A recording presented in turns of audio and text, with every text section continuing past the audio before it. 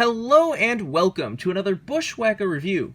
Today we are going to be taking a look at Bubba Wallace's Victory Junction Darlington Throwback from 2019. As always, take a quick look at the box. As you can see, once again, just have the generic Darlington box. Got the 90s Darlington Too Tough to Tame logo on the front of the box. Down the side, you got to render the car right there. 2019 Darlington and Victory Junction. Standard finish.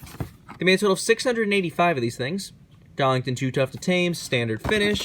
On the back of the box, you again just have the Darlington logo. 2019 Action Racing Collectibles, and you of course have your copyright and such on the bottom of the box. But anyways, let's get down to the car itself. Now this is a throwback that everyone's been wanting for years. Adam Petty's ARCA winning Spree car, which is different from the Busch Series version of the paint scheme. A lot of people forget that. The ARCA version had this kind of like purple box that came out, whereas the Spree Busch Series version just kind of curved up back here. So it's the ARCA version. It is not the Busch Series version. You can actually find that ARCA car sitting at the Richard Petty Museum right now, which is cool. Well, this is just such a crazy 90s, like, iconic paint scheme at this point. It's so crazy. You got bright green, bright neon orange, and yellow and purple. Like, that is a 90s color combination if I've ever seen one. Glad this kind of worked out, because, you know, a lot of people were kind of confused and kind of worried that once this car stopped being an STP car for Darlington, that we were just going to, like, not have good throwbacks anymore, but I wish STP didn't sponsor this race a couple years earlier if this is what we could have gotten, because this is just amazing. These are the kind of cars that everyone remembers for Darlington for years on end. When everyone's listing, like, their favorite Darlington throwbacks, this is the kind of stuff that's going to be right up there.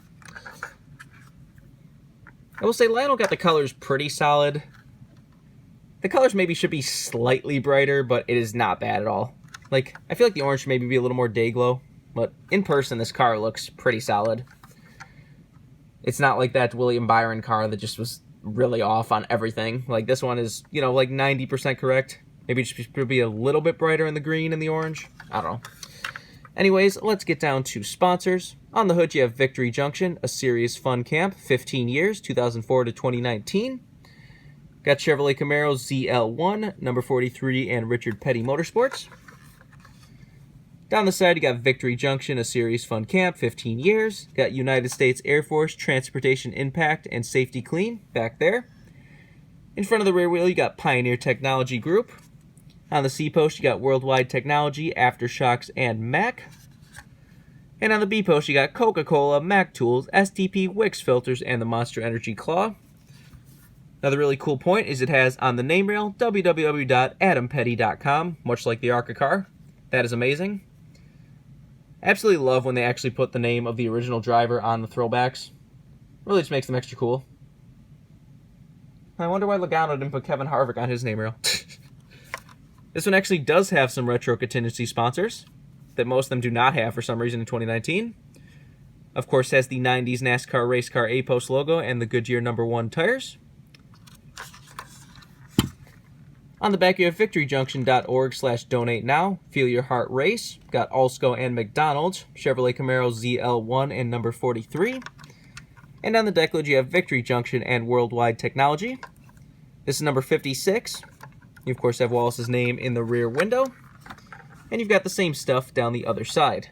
Let's take a look under the hood. So you got Chevy, Victory Junction, and Wix Filters under there. There's the engine detail if you want to see that. Obviously no deck lid, the roof flaps still do open, barely. And there is the underside of the car if you want to see that. This is just such a nice car. Like, it's just such a bright, colorful, eye-catching car. These are the kind of paint schemes that are memorable. Nobody's going to remember like the 20,000 different white, black, whatever cars, but this car is definitely one that once you see once, you're not going to forget about.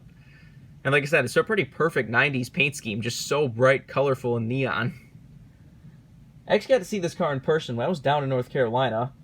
They, for some reason, were rolling this all the way from the Petty shop just down the road to RCR for, I guess, put in the hall or whatever. But, like, I was at RCR one morning when I was down in North Carolina and saw that car just roll down the street behind, like, a golf cart. I was like, what the hell? And then they eventually rolled into the shop and was just staring right at it, and such a great paint scheme. I was so glad I got to enjoy those neon colors in person. If you want this diecast as a brand new release, you can get it right now. I would not be surprised if the thing gets rare, as popular as Adam Petty is. Said you can't really have the original to go with this car. They did make the Busch Series version of the paint scheme, but as far as I can tell, they've never made the ARCA version. Hey, Lionel, why don't you make that as the NASCAR Classics instead of, 30 different Jeff Gordon Rainbow wins? But anyways, I think that's pretty much all to say. This has been a review of Bubba Wallace's Adam Petty Darlington Throwback for 2019. Hope you enjoyed, and thanks for watching.